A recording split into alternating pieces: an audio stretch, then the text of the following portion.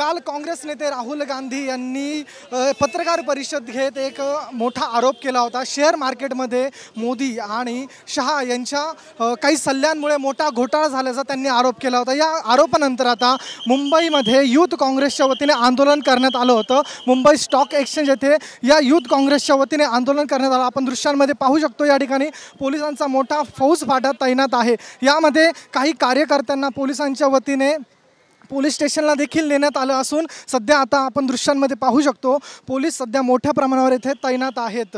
राहुल गांधी यांनी आरोप केला होता की जे काही एक्झिट पोल सध्या ज्या कंपन्यांनी एक्झिट पोल काढले हे शेअर मार्केटमध्ये घोटाळा करण्यासाठीच काढले होते, असा आरोप त्यांनी थेट नरेंद्र मोदी तसेच अमित शहा यांच्यावर केला होता। यानंतर आता मुंबई यूथ काँग्रेसच्या वतीने येथे आंदोलन करण्यात आलं असून काही कार्यकर्त्यांना पोलिसांनी ताब्यात घेतला असून हे कार्यकर्ते आता पोलीस मध्ये जमा असल्याचं आपल्याला माहिती मिळते। कॅमेरा पर्सन रोशनसह मी ऋतिक गणकवार, TV9 मराठी, मुंबई।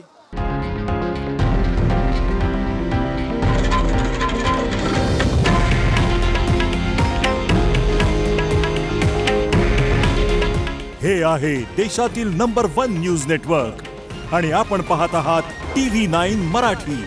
काळजी तुमची, हित महाराष्ट्राचं।